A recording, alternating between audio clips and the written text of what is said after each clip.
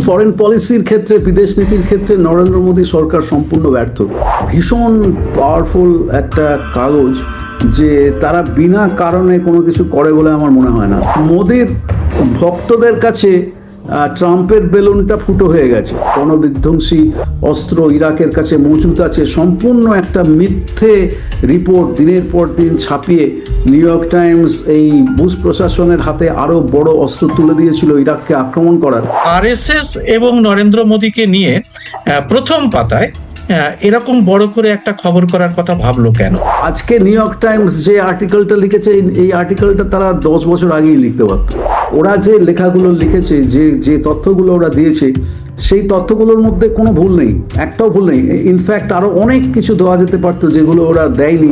আজকে কি এমন অবস্থা ঘটলো নরেন্দ্র মোদীর ক্ষেত্রে যে তাকে হয় সারেন্ডার করো, না হলে আমরা তোমার, তাহলে এইটা এরকম কি হতে পারে যে ট্রাম্প প্রশাসনের পক্ষ থেকেই এইরকম নিউ ইয়র্ক টাইমসের কাছে এরকম খবর একটা প্রতিবেদন প্রকাশ করার ব্যাপারে তাদের একটা চাপ তৈরি করা হয়েছে, বা তাদের উপরে তাদের এটাকে একটা কৌশল হিসেবে দেখানো হয়েছে, এবং পরবর্তীকালে এমন কিছু আসতে চলেছে যখন প্রশাসন বলবে এই তো ভারতের অবস্থা, এই তো ভারতে হচ্ছে, তো সংবাদপত্রেই আপনারা দেখছেন, আমরা তাই এরকম ব্যবস্থা নিতে বাধ্য হচ্ছি। এরকম কি কোনো কারণ হতে পারে এটা? আসসালামু আলাইকুম দর্শক মন্ডলী। দ্য নিউ ইয়র্ক টাইমস আপনারা সকলেই জানেন বিশ্বের অত্যন্ত প্রভাবশালী একটি পত্রিকা, কিন্তু তারা কোনো উদ্দেশ্য ছাড়া কারো পিছনে সাধারণত লাগে না, এবং তারা সাধারণত সরকারের উদ্দেশ্যটা বাস্তবায়ন কল্পে একটা ন্যারেটিভ তৈরি করে। যেমন ইরাকের সাদ্দাম হোসেন, তাকে হটানোর জন্য ইরাকে বিধ্বংসী অস্ত্র আছে, এই ন্যারেটিভটা প্রচারের নেতৃত্ব কিন্তু এই নিউ ইয়র্ক টাইমসের মাধ্যমেই দেওয়া হয় সারা বিশ্বকে।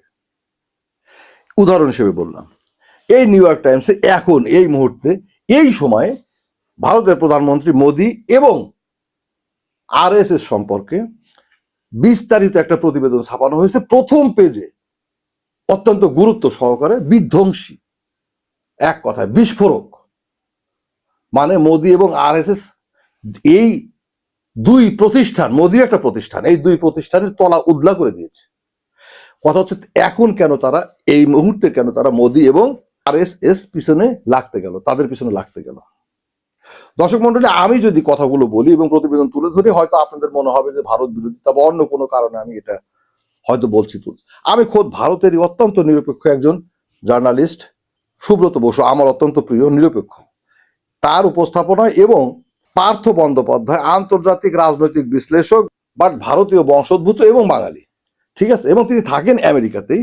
তারকে সাথে করে নিয়ে উনি একটা বিশ্লেষণ তুলে ধরেছেন। আমি ওই বিশ্লেষণ থেকে আপনার গুরুত্বপূর্ণ অংশগুলো আপনাদেরকে আজকে শোনাবো, সচেতন থাকার জন্য, জানার জন্য, জ্ঞান অর্জনের জন্য এবং সাবধান থাকার জন্য।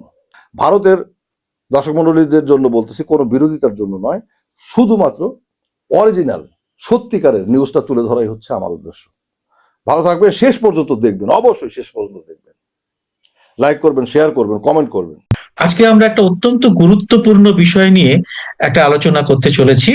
আপনারা বিষয়টা এর মধ্যেই শুনেছেন যে বিশ্বের অন্যতম প্রভাবশালী সংবাদ মাধ্যম তার নিউ ইয়র্ক টাইমসে আরএসএস এবং নরেন্দ্র মোদীকে নিয়ে একেবারে প্রথম পাতায় ছবি সহ প্রতিবেদন ছাপা হয়েছে।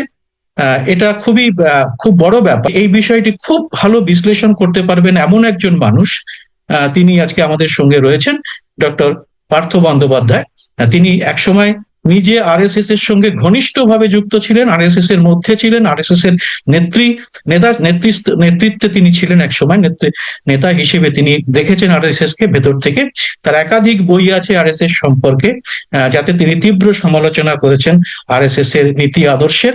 এবং পরবর্তীকালে তিনি নিউ ইয়র্কের বাসিন্দা, তিনি আমেরিকার বাসিন্দা, অতএব আমেরিকান যে কাগজটি এটা করেছে তাদের বিষয়টিও তিনি ভালো জানেন, কারণ তিনি সেখানে অধ্যাপনার পাশাপাশি সংবাদ জগতের সঙ্গেও খুব ঘনিষ্ঠভাবে যুক্ত। আমরা আজকে ডক্টর পার্থ বন্দ্যোপাধ্যায়ের কাছে এই বিষয়ে একটি বিশ্লেষণ, তার যে মূল্যবান মতামত শুনবো। এইটা যদি আপনি একটু আপনার মূল্যায়ন এবং প্রেক্ষিত এবং প্রভাব যদি আপনি বিশ্লেষণ করেন। আমি নিউ ইয়র্ক টাইমসের লেখাটা আমি পড়েছি। এবং ভালো করেই পড়েছি, দুবার তিনবার পড়েছি।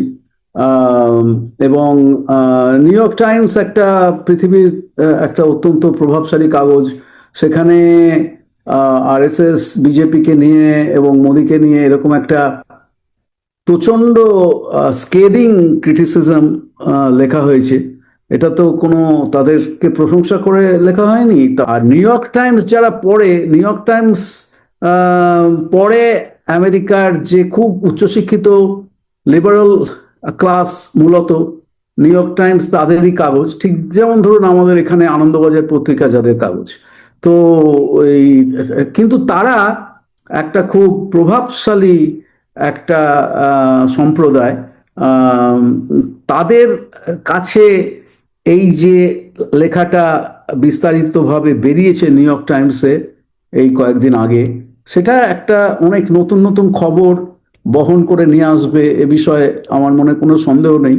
আসল কথা হচ্ছে নিউ ইয়র্ক টাইমস যেই কথাগুলো এরকম বিশদভাবে লিখেছে এবং আরএসএস এর ভেতরকার যে কথা, যে তাদের হিটলার উপাসনা, তাদের মুসলিনী উপাসনা, তারা কিভাবে তৈরি হয়েছিল, তারা কি, তাদের মধ্যে কি ধরনের ভয়ঙ্কর ইসলাম বিদ্বেষ এবং খ্রিস্টান বিদ্বেষ আছে, বা তারা কিভাবে দাঙ্গার মাধ্যমে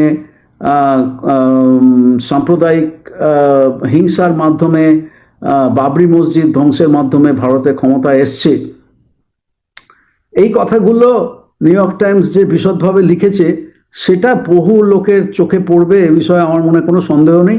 আর ভারতীয় যারা ওখানে থাকে তাদের অনেকে চোখে তো পড়বেই।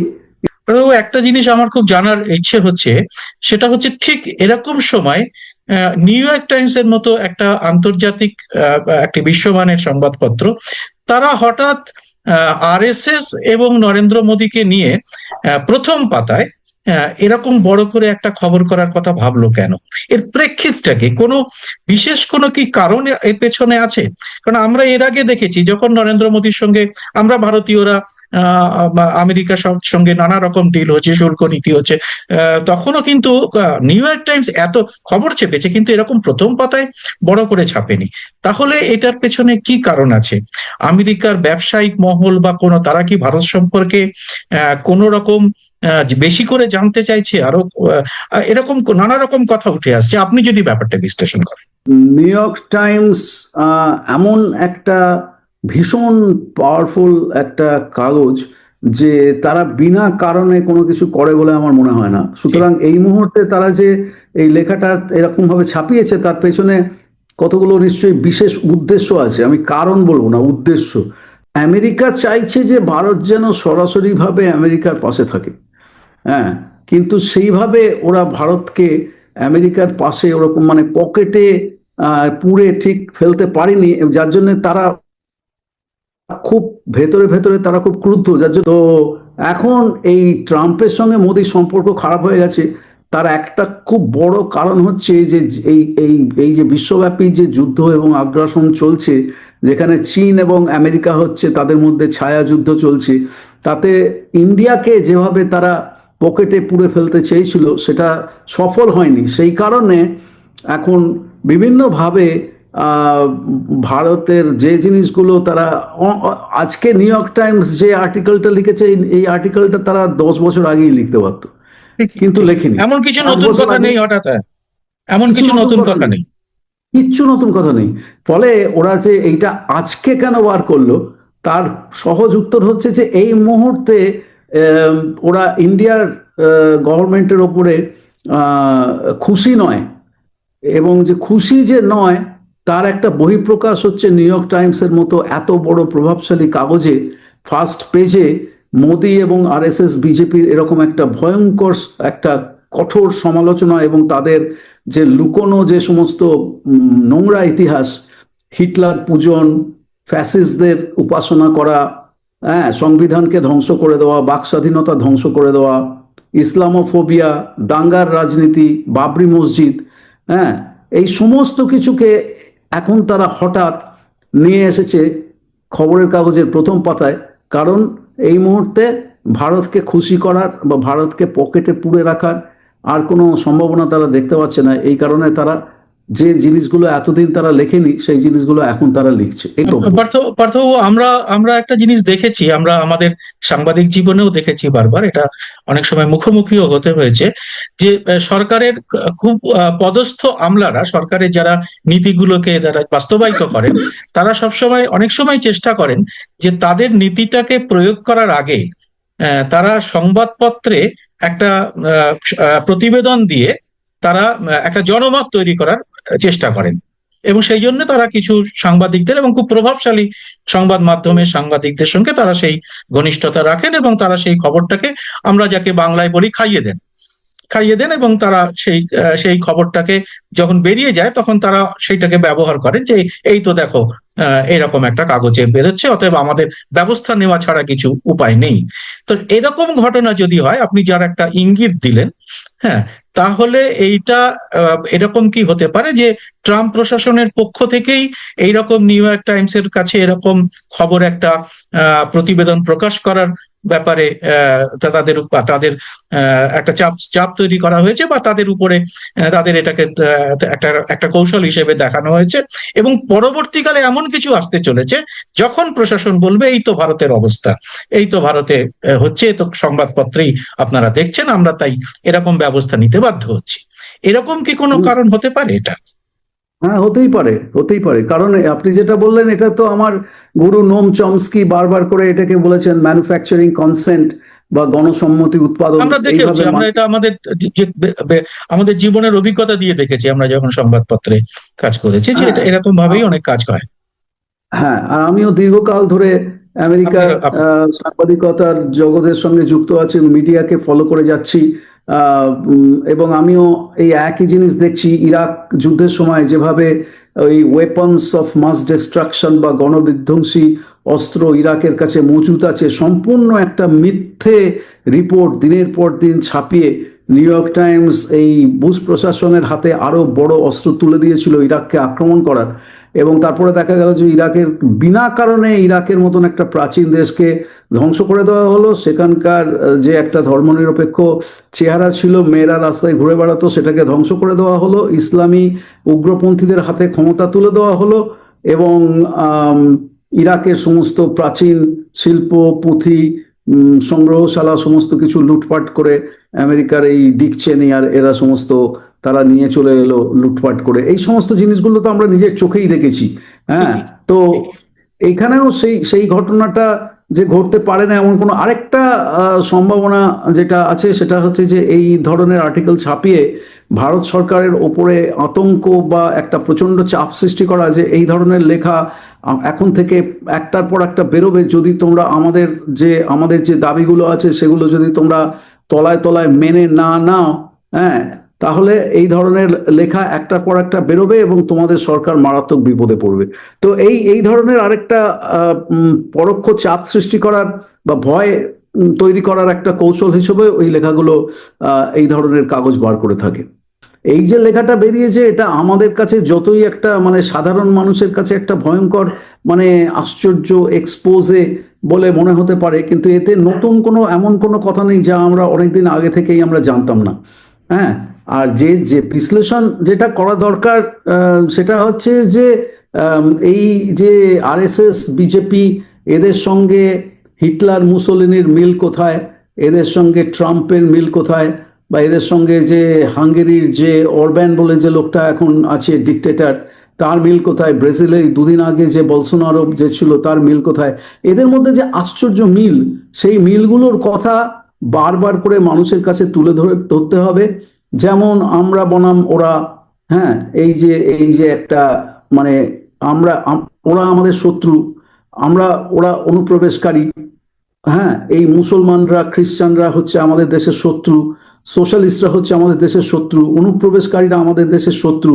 এইভাবে কনস্ট্যান্টলি একটা চিরন্তন একটা শত্রু নির্মাণের খেলা ফ্যাসিস্টরা সারা পৃথিবীতে চিরকাল খেলে এসেছে। ঠিক যেমন আমাদের এখানে রামরাজ্যের যে চেহারাটা দেওয়া হচ্ছে, যে রামের সময় আমরা ফিরিয়ে নিয়ে যেতে চাই, তাহলেই সব সমস্যার সমাধান হয়ে যাবে। একজন নেতাকে তৈরি করবে যে নেতার বিরুদ্ধে কোনো প্রশ্ন করা চলবে না, যেমন মোদি, যেমন হিটলার, তাকে কোনো প্রশ্ন করা চলবে না, প্রশ্নহীন আনুগত্য। হ্যাঁ, এই যে মোদি কোনো প্রেস কনফারেন্স করে না, 2014 থেকে 2026 আজকে হয়ে গেল 1 জানুয়ারি, এখনো পর্যন্ত নরেন্দ্র মোদি ভারতে একটাও প্রেস কনফারেন্স করেনি। কারণ এরা হচ্ছে ওই সমস্ত জিনিসের ঊর্ধ্বে এমন একটা ধারণা সৃষ্টি করা হয়েছে, এমন একটা ইমেজ সৃষ্টি করা হয়েছে। হাইল হিটলারের স্লোগানের মতন জয় শ্রীরাম স্লোগান, হ্যাঁ, মানে সীতা সেখানে সম্পূর্ণ অনুপস্থিত, জয় শ্রীরাম, এমন একটা আতঙ্কের পরিবেশ সৃষ্টি করা হচ্ছে, সামাজিক একটা ভয়ের পরিবেশ সৃষ্টি করা হচ্ছে। এইগুলো হচ্ছে ফ্যাসিস্টদের সমস্ত। তারপরে ধরুন এই যে আরএসএস এর ব্রাউন শার্টের মতো, হিটলার মুসোলিনির ব্রাউন শার্টের মতো এই আরএসএস এর খাকি হাফ প্যান্ট পরে রাস্তায় মার্চ করা, হ্যাঁ, তারপরে ভয় দেখানো। এখন তো বাড়িতে বাড়িতে গিয়ে অস্ত্র বিলি করছে যাতে হিন্দু সুরক্ষা হতে পারে, মানে কল্পনা করা যায় না, মানে একেবারে শাস্তিযোগ্য অপরাধ একটার পর একটা করে চলেছে। তার এই যে জিনিসগুলো, তারপরে এই বিজ্ঞান বিরোধিতা, হ্যাঁ, মানে এই বেদিক সায়েন্স বা হিটলার যে মানে ফেক সায়েন্স তৈরি করেছিল যেখানে বলা হচ্ছে যে এরিয়ান সুপ্রিমেসি, হ্যাঁ, মানে এই যে জিনিসগুলো আমি আমার বইতে অসংখ্যবার লিখেছি, আমার লেখালেখিতে বহুবার লিখেছি। এবং এইগুলো হচ্ছে হিটলার মুসোলিনির ফ্যাসিজম, ট্রাম্পের একনায়কতন্ত্র স্বৈরাচার, হ্যাঁ, এবং এই মোদি বিজেপি আরএসএস এর যে ফ্যাসিজম, এগুলোর মধ্যে আশ্চর্য মিল। কিন্তু এই কথাগুলো আমাদের মিডিয়াতে কোনোদিন বলা হচ্ছে না। এবং এমনকি নিউ ইয়র্ক টাইমসে পর্যন্ত যে এত বড় আর্টিকেল ছাপা হয়েছে, তাতেও কিন্তু সরাসরিভাবে এই যে সমান্তরাল যে জিনিসগুলো, সেই জিনিসগুলো তেমনভাবে বুঝিয়ে বলা হয়নি। আমার মনে হয় যে আমরা আমাদের দেশের মানুষেরা বা এই উপমহাদেশের মানুষেরা আরএসএস সম্পর্কে বা নরেন্দ্র মোদী বা শাসক দলের সম্পর্কে যতটা জানি, সারা পৃথিবীতে আপনি আমেরিকায় কি দেখেছেন? তারা কি এতটাই ওয়াকিবহাল নিউ ইয়র্ক টাইমসের? হ্যাঁ, এটা যদি আপনি একটু বলেন। কিচ্ছু জানে না। নিউ ইয়র্ক টাইমসে নিউ ইয়র্ক টাইমস কারা পড়ে? নিউ ইয়র্ক টাইমস পড়ে হচ্ছে আমেরিকার একেবারে আপার ক্লাস 5 থেকে 10% লোক আছে যারা নিউ ইয়র্ক টাইমস পড়ে। তাদের আন্তর্জাতিক রাজনীতি সম্পর্কে কিছু কিছু ধ্যান ধারণা আছে, আমাদেরই কিছু কিছু বন্ধু বান্ধব আছে, সহকর্মী আছে যারা জানে কি চলছে না চলছে, খোঁজ খবর রাখে। কিন্তু অ্যাভারেজ আমেরিকানরা 70, 80, 90% মানুষ তার কোনো খোঁজই রাখে না। এইখানে একটা সংশয় তৈরি হয় যে শ্রেণীর কথা আপনি বললেন যারা নিউ ইয়র্ক টাইমস পড়ে, তারা সমাজের প্রভাবশালী মানুষ, উচ্চবিত্তের মানুষ এবং প্রভাবশালী মানুষ, যারা সরকারের নীতিতে অনেক বেশি অংশগ্রহণ করেন, ব্যবসা বাণিজ্য বিনিয়োগের ক্ষেত্রেও তাদের উল্লেখযোগ্য ভূমিকা থাকে। তো সেইখানে দাঁড়িয়ে কি মনে হয় নিউ ইয়র্ক টাইমসের এই প্রতিবেদনের একটা বড় প্রভাব আমাদের দেশের ব্যবসা বাণিজ্য এবং আন্তর্জাতিক সম্পর্ক, বৈদেশিক নীতির উপরেও পড়তে পারে? অবশ্যই পড়তে পারে, একটু যদি অবশ্যই পড়তে পারে। প্রথমেই যেটা বললাম সেটা হচ্ছে যে এই ধরনের লেখাগুলো আপনি আমার থেকে আরো ভালোভাবে বলেছেন। এই লেখাগুলো, এই আর্টিকেলগুলো, এই রিপোর্টগুলো হচ্ছে পরোক্ষভাবে সেই দেশের সরকারের ওপরে, যাদেরকে তারা পছন্দ করে না বা যারা তাদের গুড বুকে আর এখন নেই, তাদের ওপরে আরো বেশি চাপ সৃষ্টি করার একটা কৌশল। এই যে লেখাটা নিউ ইয়র্ক টাইমসের ফার্স্ট পেজে হঠাৎ বেরিয়ে গেল, যাতে এমন কিছু নতুন কথা নেই, হ্যাঁ, সেটা হচ্ছে মোদী সরকারের কাজে তারা খুব অখুশি। এবং তারা এটা ট্রাম্প বলে না, আমেরিকার যে কর্পোরেট আমেরিকা, তাদের যে এস্টাবলিশমেন্ট, যারা আসলে সরকারটা চালাচ্ছে পেছন থেকে, সে ডেমোক্রেট হোক বা রিপাবলিকান হোক, সবাই তো জোরান মামদানি নয়, সবাই তো বার্নি স্যান্ডার্স নয়। যারা এই টিপিক্যাল এস্টাবলিশমেন্ট আমেরিকার, যারা কর্পোরেট আমেরিকার প্রতিনিধি, তারা ভারতের ওপর খুশি না। কারণ ভারতকে যেভাবে তারা পকেটে পুরে ফেলতে চেয়েছিল, বিভিন্ন কারণে সেটা করতে পারেনি। বিভিন্ন কারণে কর্পোরেট আমেরিকা ভারতের ওপরে খুব অসন্তুষ্ট, এবং ভারতের উপরে অসন্তুষ্ট হওয়ার কারণে এখন হঠাৎ নিউ ইয়র্ক টাইমসের মতো কাগজে এই ধরনের এক ধরনের ভীতি প্রদর্শনমূলক বা ইন্টিমিডেটিং লেখা ছাপানো হচ্ছে। এবং ভবিষ্যতে ভারত যদি আমেরিকার সমস্ত শর্ত চোখ বন্ধ করে মেনে না নেয়, আমেরিকার ফরেন পলিসির একটা মূল স্তম্ভই হচ্ছে যে হয় তুমি আমার সমস্ত দাবি মেনে নাও, নয়তো হয় আমি তোমার সরকারকে উৎখাত করে দেবো, আর নয়তো আমি অন্য ব্যবস্থা করবো যাতে তোমার সরকার পড়ে যায়।